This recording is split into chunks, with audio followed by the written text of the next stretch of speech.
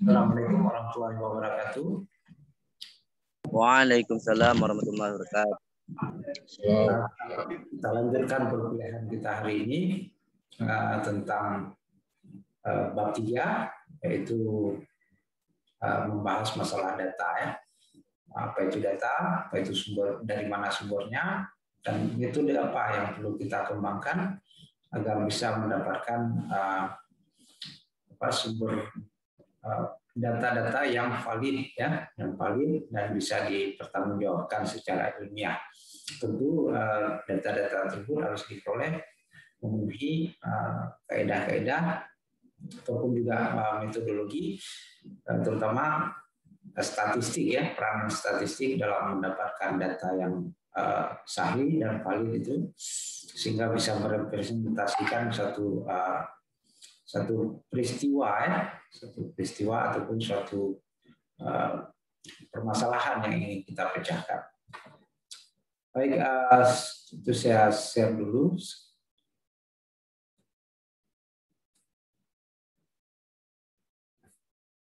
Ini yang menjadi pembahasan kita kuliah hari ini adalah, sebelumnya minggu lalu kita membahas ruang lingkup penelitian ya, dan sedikit bagaimana data itu di peran data dalam mengerjakan penelitian.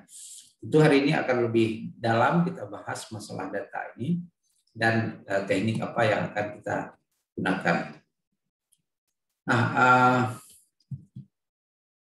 dari sini kita akan menyusun data ini, nantinya bagian dari bab 3 dia.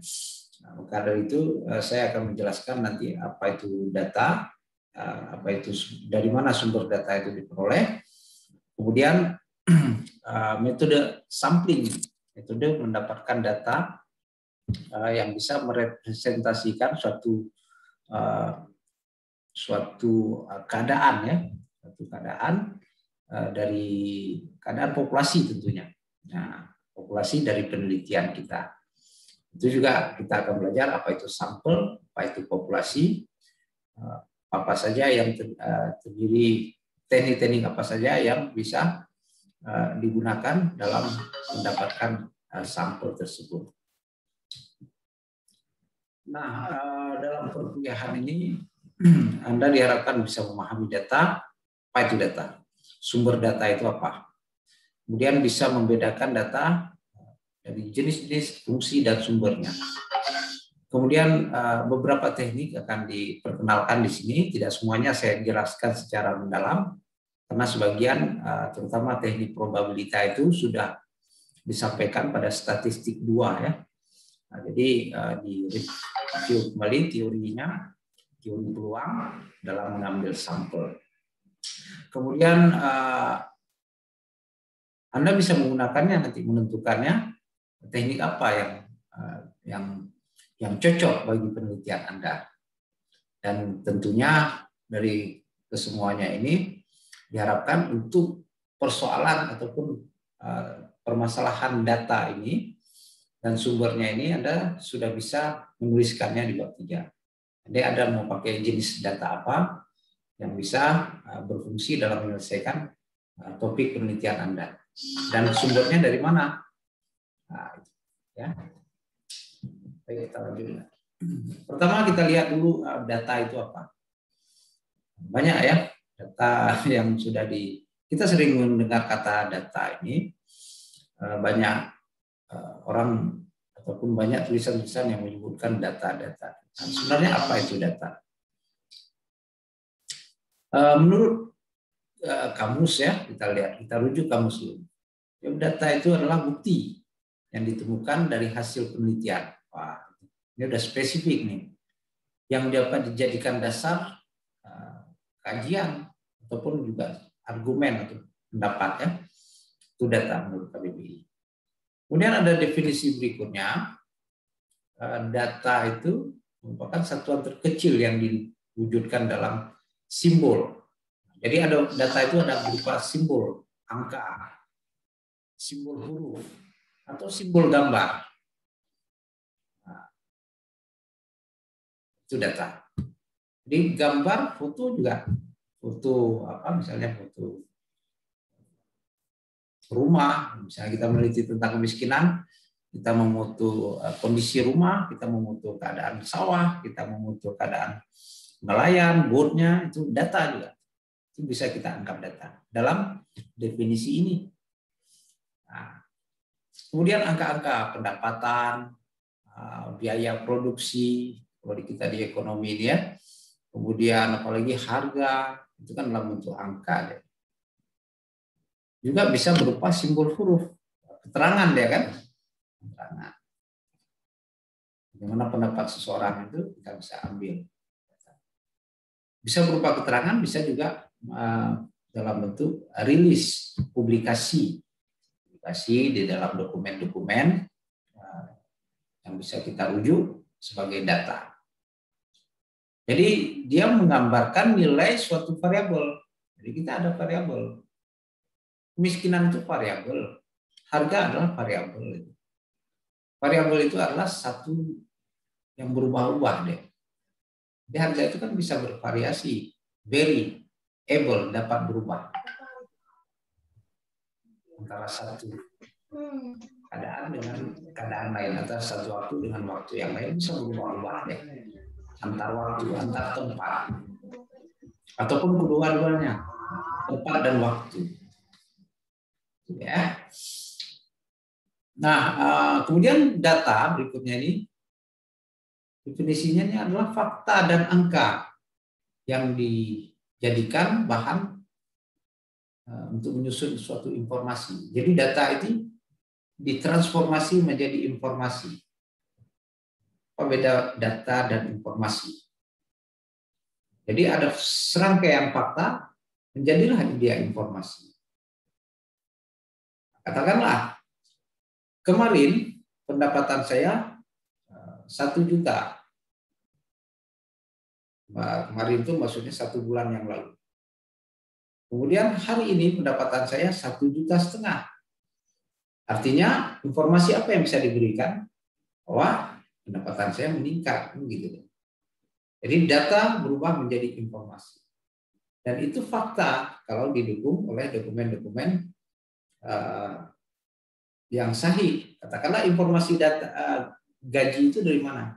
Dari bagian kepegawaian yang ada tanda tangannya, terus kita ambil tanda tangan kepala keuangan, katakanlah demikian, sehingga dia menjadi fakta yang sahih. Kemudian itu data ya, data udah 3 nih ya, data. Di sini ada sebagai bukti, di sini sebagai simbol, dan di sini adalah sebagai fakta. Jadi data itu adalah sebagai bukti, sebagai simbol, dan sebagai fakta yang diubah menjadi informasi. Ada lagi yang menurut kamus ini, menurut KBBI ya, atau Kamus Umum Bahasa Indonesia. Webster New World Dictionary. Ini kamus yang umum dipakai, didefinisikan data adalah sesuatu yang diketahui. Noun. Data adalah sesuatu yang diketahui. Kalau nggak tahu itu bukan data. Belum diketahui itu bukan data. Dan satu lagi sesuatu yang dianggap, diasumsikan. Itu data, kata Webster, kamus Webster. Kalau kita rangkai ini, kita bisa buat satu definisi, kita bisa mendapatkan definisi yang dimaksudkan oleh Webster ini. Adalah data adalah segala fakta dan angka yang diketahui atau yang dianggap. Jadi diambil sini sedikit, kita ambil sini sedikit, kita ambil sini, dia menjadi definisi. Adalah fakta dan angka yang diketahui dan atau yang dianggap. Jadi sesuatu yang diketahui itu data. Keterangan. Setelah diberikan keterangan itu dia menjadi satu data. Ya. Oke, sebelumnya ada yang mau bertanya di sini? Jadi dipahami dulu ya, data itu apa. Jadi saya sebutkan data itu adalah bukti, dia bisa pakai semuanya. Dia adalah simbol. Simbol itu ada simbol angka, simbol huruf, simbol gambar. Kemudian data adalah fakta dan angka. Dan kesemuanya itu data adalah segala fakta dan angka yang diketahui, yang dianggap. Jadi ini ya, jadi dia bisa ditransformasikan menjadi suatu informasi yang tentunya akan memecahkan permasalahan dalam penelitian kita. Baik, jika tidak ada pertanyaan, saya lanjut. Jenis-jenis data ataupun sumber data dulu ya. Sumber data itu ada dua. Yang pertama sumber primer. Sumber primer. Yang kedua sumber sekunder. Apa itu primer atau apa itu sekunder? Jika kita ingin mengetahui pendapatan petani, kita langsung menanyakan kepada petani, itu disebut sumber primer. Berapa hasil penjualan dan penghasilan Pak Tani? Nah, itu kira-kira bunyi pertanyaan kita pada petani. Penghasilan saya 6 juta per 3 bulan panen. Oke, per musim tanam ya. Itu langsung dikatakan data. 6 juta itu adalah data primer. Karena kita peroleh langsung dari objeknya. Itu satu ya. Kemudian data sekunder. Data sekunder kita tidak peroleh langsung dari objeknya. Anda bisa baca lengkap di sini ya. Saya tuliskan lengkap nih. Data sekunder ini kita peroleh dari pihak kedua atau ketiga. Berapa pendapatan petani dengan pertanyaan yang sama? Maka kita dapatkan keterangan ataupun datanya itu dari kantor pertanian ataupun kantor BPS ataupun di website BPS. Maka data itu kita peroleh dari pihak kedua ataupun ketiga. Maka data itu disebut data sekunder karena kita tidak langsung mendapatkan keterangan data bahwa pendapatan 6 juta itu dari petaninya langsung, tetapi dari dokumen ataupun katalog BPS yang memuat tentang pendapatan petani dalam tahun tertentu. Itu dia bedanya. Jadi bisa dibedakan ya, data primer dengan data sekunder. Itu dia. Ada yang mau ditanyakan sini? Clear? Oke, jika tidak ada, lanjut ya.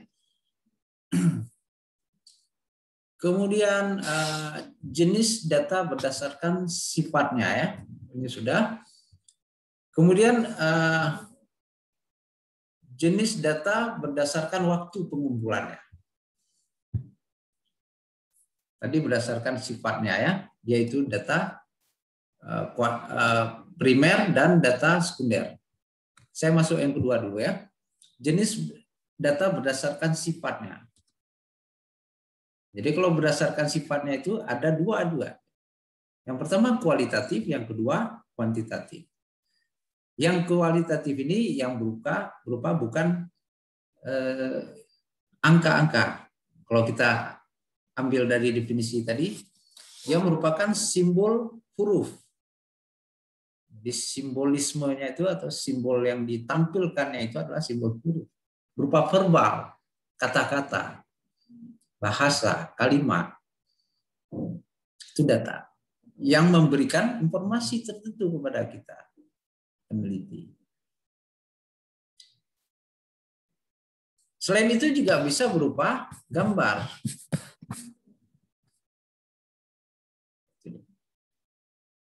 Dan ini bisa diperoleh secara primer maupun sekunder. Jadi keterangan, misalnya kita tanya dengan pertanyaan yang sama pada petani tadi. Berapa penghasilan Pak Tani? Maka dia jawab, lumayan Pak. Lumayan. Dia tidak sebutkan angkanya. Ini saya udah beli motor tuh. Atau udah beli traktor, hand traktor. Tidak ada angka di situ. Simbol, gambar, dia tunjukkan simbol. Itu data kualitatif namanya. Nah, sebaliknya data kuantitatif yang kedua ini, ya data yang berupa angka. Seperti tadi kan. Berapa pendapatannya? 6 juta. Sebulan yang lalu, 3 bulan yang lalu, musim tanam yang lalu, 5 juta sekian. Kan begitu. Artinya dia berupa angka-angka.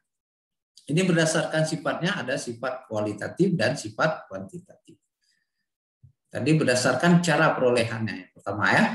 Yang kedua, cara berdasarkan sifatnya. Yang ketiga, berdasarkan waktu. Jadi kita ingin mengumpulkan waktu, mengumpulkan data berdasarkan waktu ini, maksudnya begini ya. Ada satu waktu tertentu. Jadi pendapatan petani itu kita tanyakan pendapatan petani tahun yang lalu atau 3 bulan yang lalu. Tok itu saja. Berapa 3 bulan musim tanam sebelumnya, musim tanam tahun 2016, musim tanam tahun 2015, musim tanam tahun 2011, itu tidak tanya lagi. Maka itu disebut data cross section. Hanya satu waktu saja.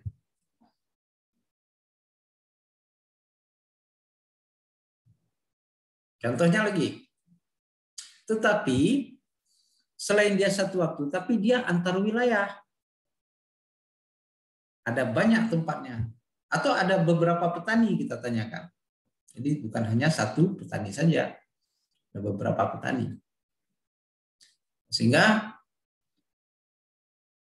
kita bisa katakan data cross section ini atau data kerat silang ini mencerminkan satu data lintas, bukan lintas waktu, tapi lintas tempat, ruang, ataupun juga individu. Itu yang ingin ditampilkan. Antar petani, antar wilayah, antar kabupaten kota, antar kampung, antar negara Asia Tenggara, antar provinsi. Nah, itu dia data cross section pada satu waktu tertentu. Terserah kita mau tanya data apa. Misalnya data inflasi, berapa inflasi di Aceh, berapa inflasi di Medan, atau berapa inflasi di Aceh Barat, di Aceh Jaya berapa inflasinya, kita bisa cek di masing-masing kantor BPS. Nah, kalau kita cek kantor BPS, data apa namanya? Data sekunder. Jadi kita bisa dapatkan data ini dengan cara di sekunder, sumbernya dari sekunder ataupun juga dari primer. Itu data cross section. Kemudian data time series. Nah, data berkala. Kala itu kan masa atau waktu ya. Data yang diambil secara kontinu dari waktu ke waktu. Nah, ini disebutkan secara kontinu. Dia berkelanjutan. Jadi 2016 menuju 2017, 18, 19, 2020 dan sedang berjalan 2021. Itu disebut data time series dalam kurun waktu tertentu dan beberapa waktu. Berbeda ya dengan data cross section. Nah, data cross section ini juga disebut, kalau ini disebut continue, sedangkan di sini disebut discrete ya, sifat.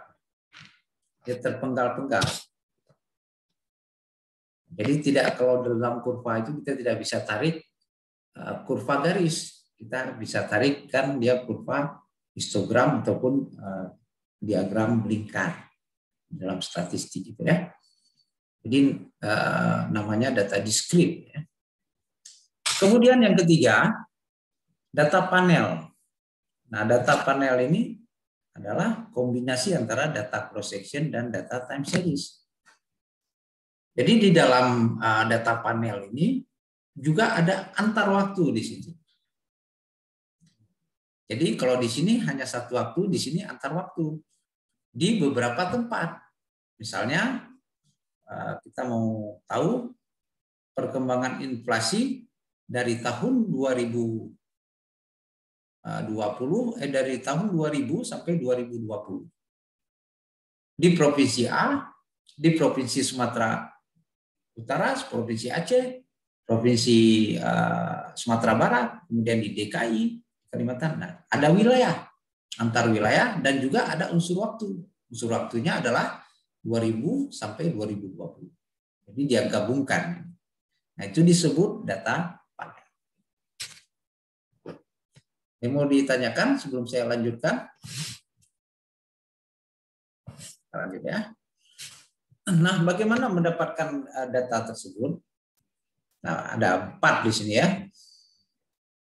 Tekniknya ada 4. Yang pertama itu adalah kita bisa mewawancara. Nah, wawancara ini ada terstruktur, ada tidak terstruktur. Terstruktur ini artinya kita pakai konsep. Ada daftar pertanyaan kita di situ yang menuntun kita tidak bertanya kemana-mana ya, tetap fokus pada. Namun juga tergantung dari sifat penelitian. Ketika penelitian itu sangat dipahami oleh peneliti dan variabel-variabel apa yang ingin ditanyakan serta tidak banyak, maka bisa saja dilakukan tidak terstruktur, mengalir begitu saja berdasarkan konstruksi pemikiran yang ada pada peneliti.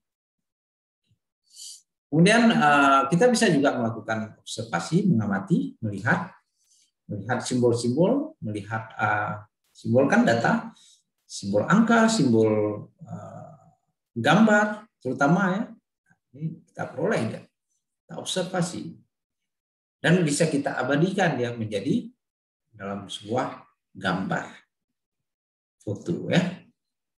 Kemudian yang ketiga ada angket ataupun kuesioner.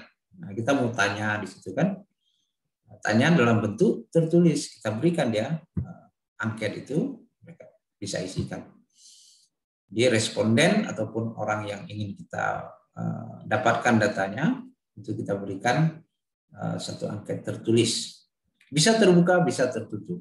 Terbuka ini artinya pertanyaan esai ya. Jelaskan di mana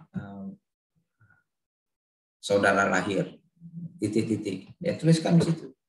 Tapi kalau pertanyaannya kuesioner tertutup, di mana saudara lahir, A di provinsi Aceh, B, C, ada jawabannya tinggal dipilihkan. Itu bedanya terbuka dan tertutup. Kemudian dokumentasi, ya kita memeriksa dokumentasi, mencari dokumentasi yang tersimpan di arsip-arsip, Badan Arsip Nasional. Yang di situ ada dokumen yang bisa kita lihat, yang di dalamnya terdiri bisa berupa simbol angka, bisa berupa simbol gambar, bisa juga berupa simbol verbal. Setelah dokumentasi itu kita ambil. Nah, ini biasanya kalau yang berminat meneliti sejarah ekonomi banyak berkutat dengan dokumentasi. Karena kita mau mencari berapa harga kopra pada masa pemerintahan kolonial Hindia Belanda. Nah, itu kita harus ke kantor arsip, kantor museum, memeriksa dokumen-dokumen klasik yang bisa kita ambil datanya berupa simbol-simbol tadi ya. Oke, sebelum saya lanjut ada yang mau ditanyakan? Tidak ada, saya coba lanjut lagi ya. Itu dia data dan sumbernya sudah saya sampaikan. Kira-kira ada hal yang mengganjal. Nah, selanjutnya yang tidak kalah penting kita masuk kepada populasi dan sampel. Jadi data ini sangat erat kaitannya dengan populasi dan sampel. Nah, populasi itu apa ya? Di sini disebutkan kumpulan individu atau elemen dengan kualitas serta ciri-ciri yang telah ditetapkan. Ini saya kira bisa nih definisi. Ada ciri dia, ada kualitas, sosok ya yang ingin kita cari. Jadi kalau populasi, misalnya penelitian kita tentang analisis kesejahteraan rumah tangga petani, yang menjadi populasinya apa? Tentu kita harus dekati dia berdasarkan ciri-ciri. Ciri-ciri petani itu apa? Itu berdasarkan kualitasnya. Bagaimana sosok dia itu? Jadi populasi ini harus kita tentukan. Populasi yang keliru, maka keliru penelitian kita. Misalnya kita ingin meneliti kesejahteraan petani padi. tetapi populasinya itu ada nelayan di situ, itu udah keliru. Nah, kira-kira begitu ya, secara ekstrim kalau kita bisa sampaikan. Bagaimana cara menentukan populasi yang baik itu adalah mendekatinya dengan ciri-ciri. Ya, cari ciri-ciri petani itu seperti apa. Nah, ketika kita ingin meneliti kemiskinan, maka kita coba identifikasi yang mendekati yang ingin kita wawancara ataupun kita jadikan populasi itu apa.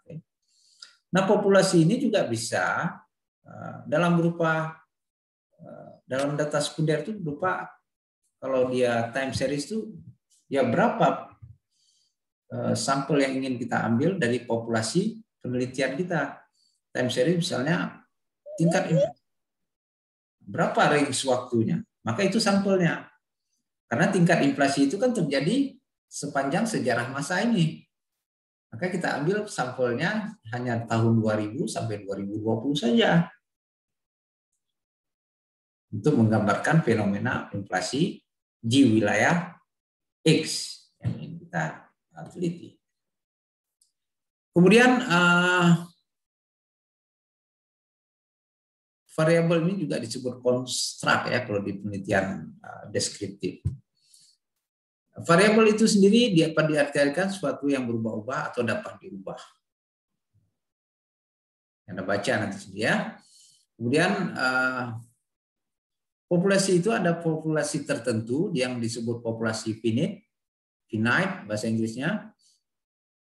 Kemudian ada populasi infinite, tidak tertentu ya. Populasi finite ini atau tertentu ini misalnya jumlah petani di suatu desa. Tentu dia finite, terbatas dia.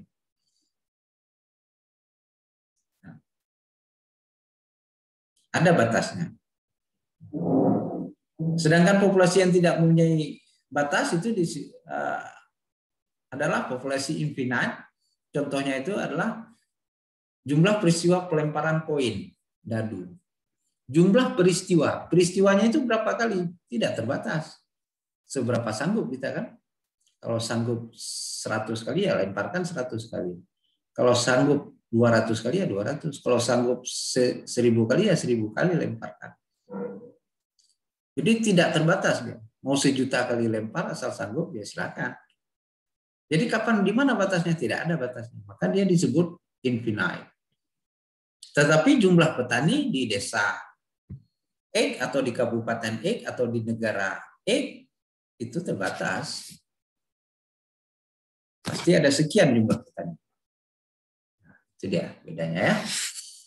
Populasi ini dinotasikan dengan N kapital. Ya, ingat. Kemudian sedangkan sampel itu N kecil. Nah, apa itu sampel ya? Sampel adalah bagian dari populasi. Yang terbalik ya. Bukan populasi bagian dari sampel. Sampel. Kita ambil deh sampel. Bagian tertentu dari populasi. Nah, menentukan berapa besar sampelnya ada tekniknya nanti. Jadi besarnya itu lebih kecil dari populasi dia. Karena dia bagian. Nggak mungkin dia lebih besar dari populasi jumlahnya. Jadi sampel ini diperlukan supaya efisien. Yang mudah kita melakukan penelitian. Dia bisa menggambarkan populasi. Kita menanyakan, misalnya saya ambil sampel ya. Sampel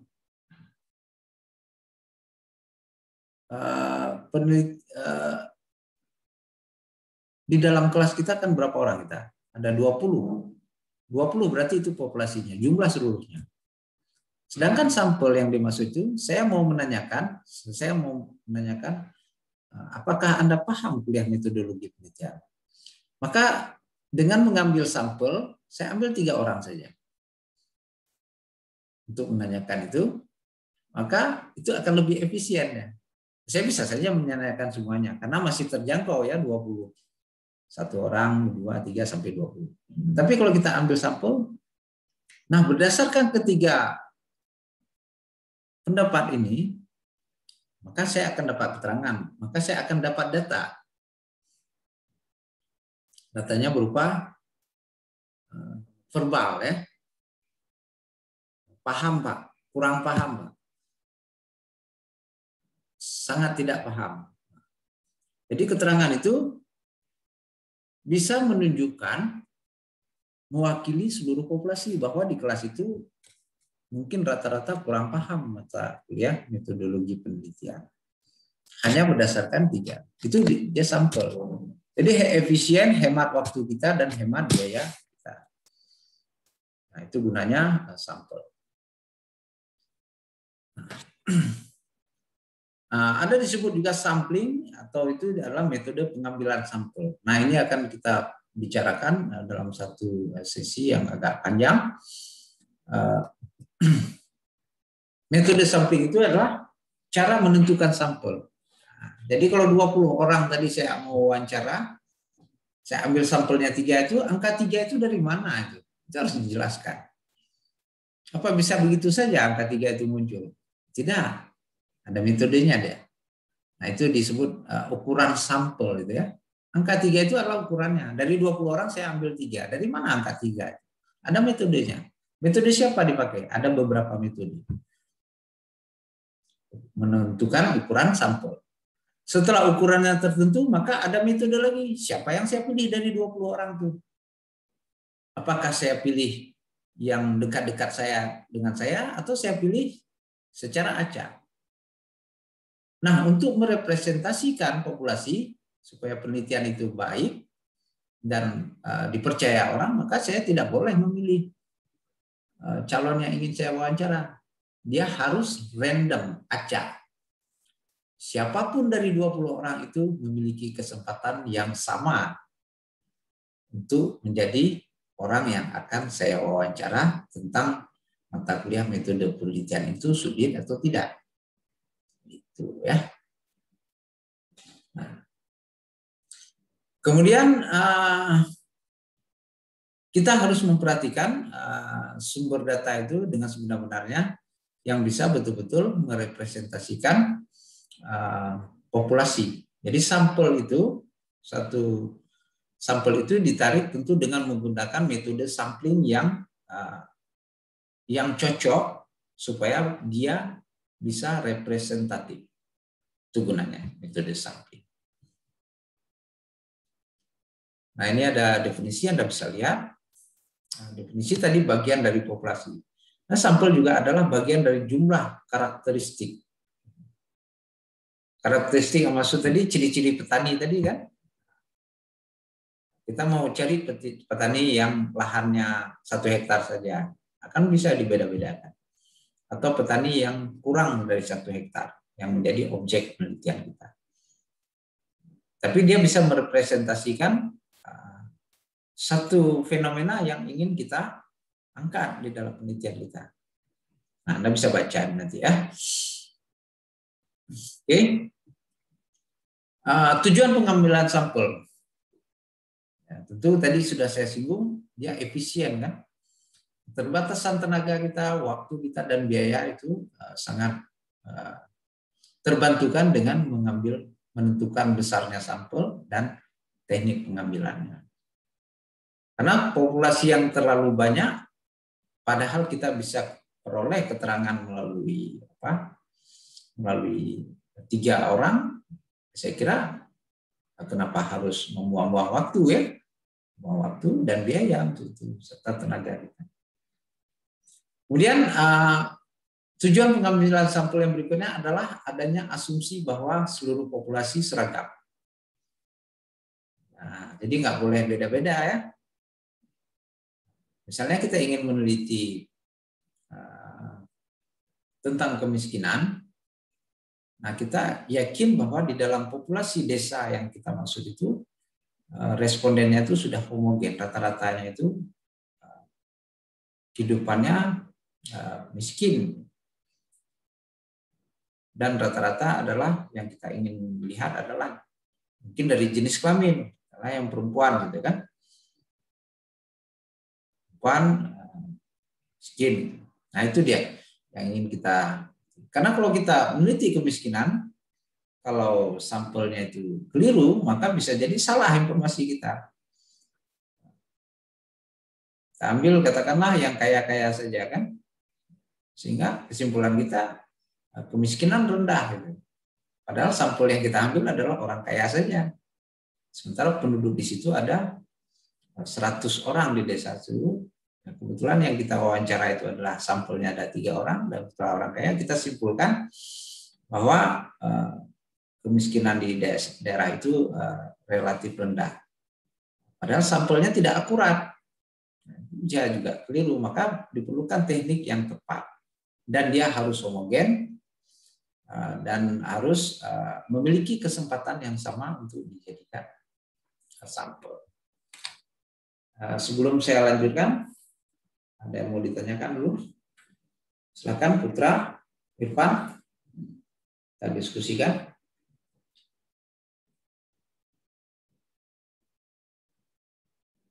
Yang mau ditanyakan? Mujahidin?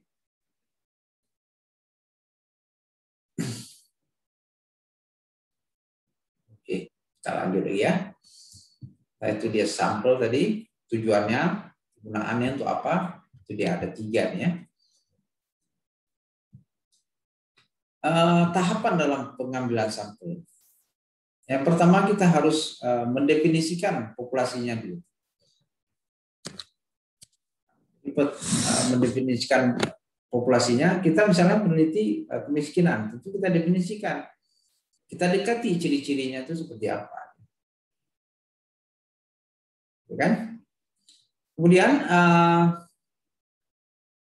setelah kita definisikan, kita tentukan kerangka sampelnya. Nah, kita buat semacam list ya. Nanti ada saya kirim tuh kerangka sampel itu seperti apa yang dipunyai BPS. Kita tentu tidak sekomprehensif itu, kita sederhana saja ya. Nah, di dalamnya itu ada satuan-satuan sampling. Sampling itu unit-unit elemen yang terdapat dalam populasi. Nah, itu diperlukan dalam teknik sampel. Nah, ini ada 3 tahap: mendefinisikan, menentukan kerangka sampel, dan menentukan teknik metode sampling yang tepat. Nah, metode apa yang ingin kita pakai? Nah, ini akan kita bahas berikutnya, metode sampling. Metode penarikan sampel, dia kan memiliki kesempatan yang sama. Kita bisa undi dia. Cara pertama. Yang kedua, cara table random. Pakai ada tabel random, kita lihat. Yang ketiga, angka random pada kalkulator. Itu bisa pilih saja salah satu. Mau pakai yang mana. Saya ada 100 orang, kita masukkan dalam kertas, kita undi dia. Nomor berapa? Kita kasih nomor dulu. 100 kepala rumah tangga petani misalnya. Nah, siapa yang akan kita wawancara? Nah, itu akan lebih fair. Yang tadi kemiskinan kan, ya kita undi dia. Maka kita tidak secara sengaja mewawancara orang-orang yang kaya. Sementara penelitian kita ingin menyimpulkan bagaimana tingkat kemiskinan. Yang sebenarnya kalau kita lihat di daerah itu banyak orang miskin, tapi kebetulan karena yang kita wawancara itu orang kaya, kesimpulan kita penelitiannya kemiskinannya rendah dan terkendali. Ada kekeliruan di situ kan? Ada 3, ada mengundi, tabel random, dan angka random pada kalkulator. Nah, ini kita undi siapa yang menjadi target populasi kita. Kita peroleh dari sekian populasinya, kita ambil bagian sampelnya, katakanlah wawancara. Ada pria dan lainnya wanita menjadi sampel. Ada juga metode block sensus.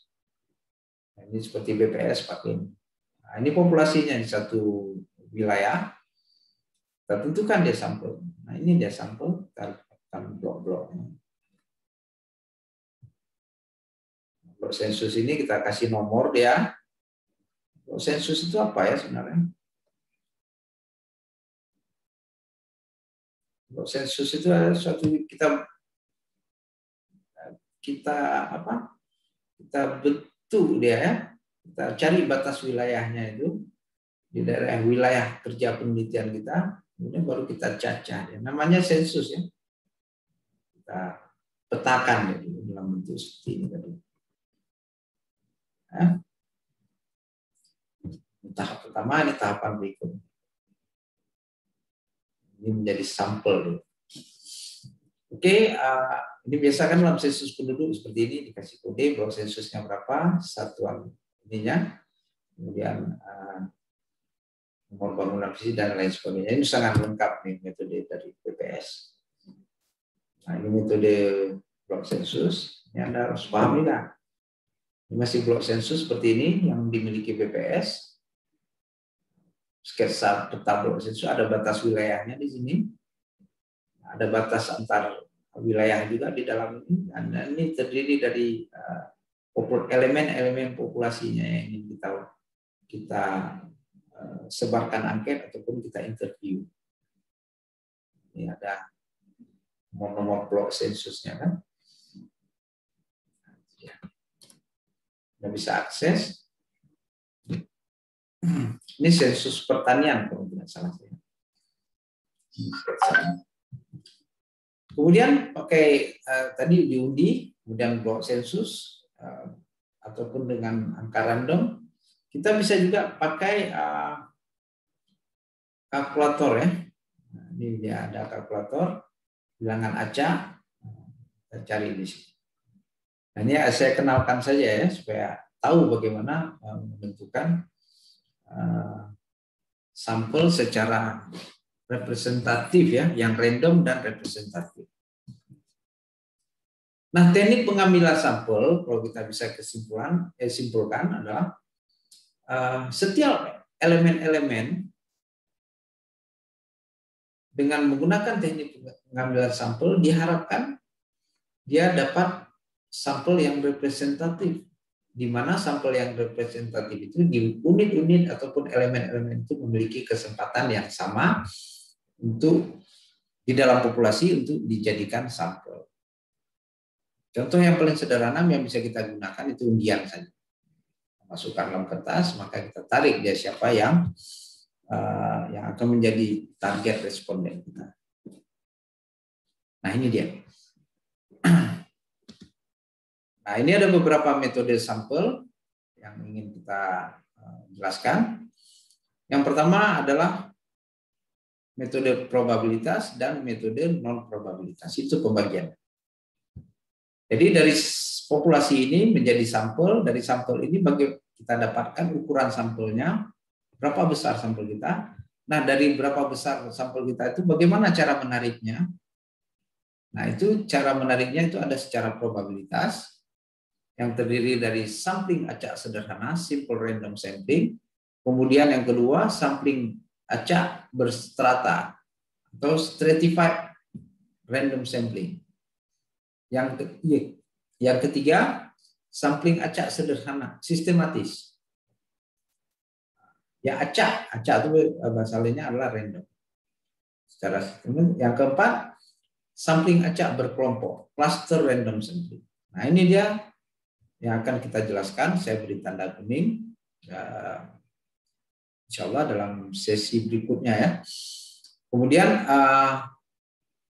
yang kedua adalah teknik non probabilitas. Ada metode companion, judgment, kuota, dan bola salju ya. Yang akan kita jelaskan. Nah, yang pertama dulu metode menentukan metode ukuran sampel. Kalau dari 100 orang itu berapa ukuran sampel? Secara probabilitas, nah kita bisa hitung sampel itu notasinya adalah N dengan Z kuadrat 1 kurang alfa per 2. Jadi proporsi 1 kurang P proporsinya. Itu timbangnya per D kuadrat. Ini untuk rumus populasi yang infinite, yang tidak terbatas tadi. Misalnya event peristiwa pelemparan dandu. Tapi yang terbatas misalnya jumlah petani kita bisa pakai jumlah petani suatu kabupaten, jumlah petani di Indonesia. Kita bisa ukur sampelnya dengan teknik untuk populasi finite. Di mana N N kecilnya, N kecilnya adalah sampel, N besar adalah populasi. Nah, ini adalah populasi, sedangkan ini adalah sampel. P adalah harga dari proporsi di populasi. Nah, ini ada angka-angkanya, masukkan, maka kita peroleh sampel. Ada juga menghitung ukuran sampel itu dengan metode Crecin and Morgan. Nah, ini ada populasinya, berapa populasi? Ambil aja populasi, maka di sebelahnya inilah sampel. Kalau ada 20 orang tadi, maka yang layak saya jadikan sampel itu 19 orang, karena masih terjangkau kan. Nah, bagaimana kalau ada 1000 orang? 1000 orang ini udah mulai nggak terjangkau, apalagi kita meneliti skripsi ya, membuat skripsi. Sampelnya itu adalah 274. Nah, ini metode yang dikembangkan oleh Crecin dan Morgan tahun 70. Ini boleh pakai tabel ini. Nanti sebutkan namanya. Metode ukuran sampel, besar kecilnya sampel dari suatu populasi, itu kita pakai metode Crecin dan Morgan. Ini ada metode simple acak sederhana. Kita bisa gunakan ini dalam teknik penarikan. Mungkin ini akan saya jelaskan dalam sesi terakhir nanti ya, atau minggu depan setelah perkuliahan ini. Nah, saya ingin tunjukkan metode sampel lainnya, ukuran sampel lainnya, itu yang terakhir ya. Tadi dari metode Crecin, sekarang ada metode Slovin. Nah, rumus Slovin itu seperti ini. Ini ukuran sampel untuk non probabilitas. Jadi N ini adalah sampel, N ini adalah populasi, ini adalah margin error. Nanti kita peroleh dari sekian populasi, 1000 populasi yang layak jadi sampel dengan margin error tertentu sekian orang. Nah, ini metode Slovin. Nah, ini dia sampai kali ini kita sudah memberikan perkuliahan metode sampling. Hanya baru sampai pada ukuran sampel. Nah, dari besarnya ukuran sampel itu bagaimana cara menariknya? Nanti kita akan bicarakan metode secara probabilitas dan metode secara non probabilitas. Nah, ada pertanyaan sebelum silakan. Pak. Ya, silakan. Ya, Pak. Nah, maaf, Pak. Jadi Bayu mau tanya ini, Pak. Berarti Pak kalau misalnya ngambil sampling tuh, Pak, Ya. Ngambil sampel tuh harus pakai keduanya, Pak, probabilitas dengan non probabilitas, atau boleh salah satunya, Pak? Ya. Baik, terima kasih Wahyu atas pertanyaannya. Bagus pertanyaannya. Nah, kita pilih satu saja. Metode mana yang paling tepat untuk penelitian kita. Jadi ini saya kasih semuanya, ini panjang ceritanya ya. Tapi Anda harus tahu metodenya apa-apa saja. Dan apa bedanya? Nanti harus dijelaskan satu sesi dia. Kalau probabilitas itu kita pakai teori peluang. Semua apa istilahnya? Semua elemen-elemen itu memiliki kesempatan yang sama untuk dijadikan sampel. Kan? Saya tunjukkan di sini ya. Yang metode ini, metode probabilitas, semua elemen-elemen sampel ini memiliki kesempatan yang sama menjadi untuk dilakukan penelitiannya sebagai sumber data kita. Sedangkan non probabilitas kita dengan secara sengaja kita pilih saja. Jadi non probabilitas ini tidak bisa merepresentasikan di luar wilayah itu. Jadi kita pilih saja salah satunya. Nah, biasanya non probabilitas ini dipakai untuk penelitian studi kasus. Kita melihat kasus ini saja. Sedangkan probabilitas ini kita bisa melihat lebih luas. Dengan sampel kecil kita bisa menginterpretasi hasilnya itu kepada populasi.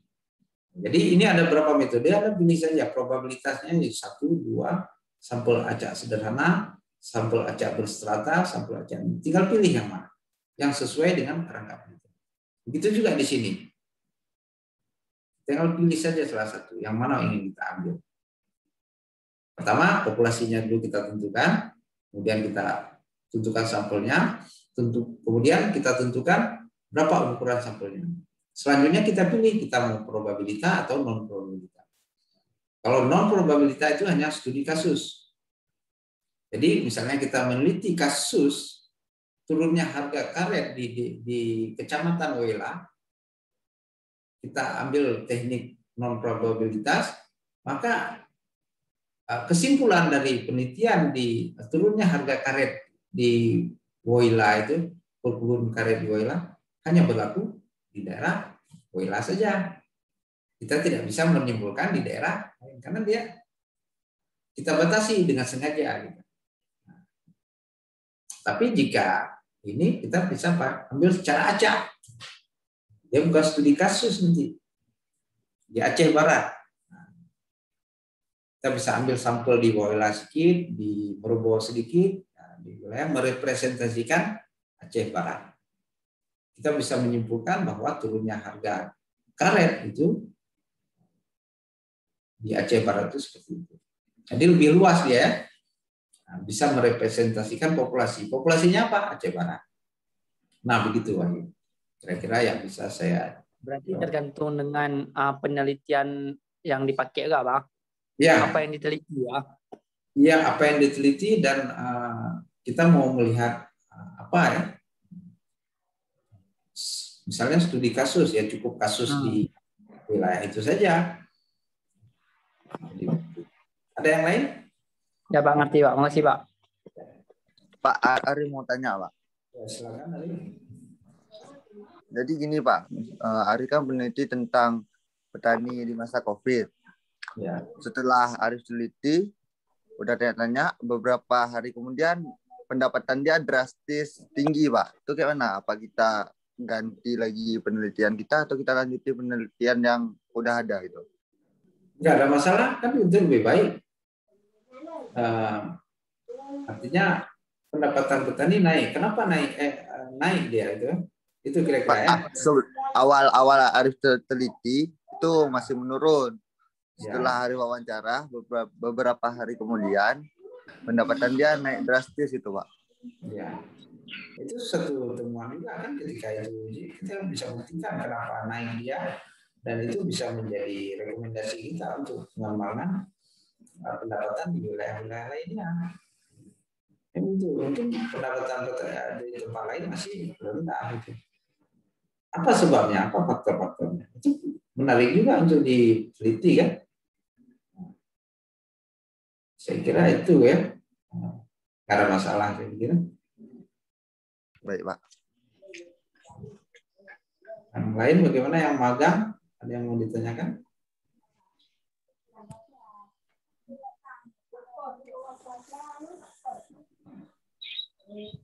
Yang magang, Zaitun, Mona Lisa, ya oke. Jika tidak ada pertanyaan, mungkin kita akhiri kuliah minggu ini ya. Wabillahi taufiq wal hidayah. Assalamualaikum warahmatullahi wabarakatuh. Waalaikumsalam.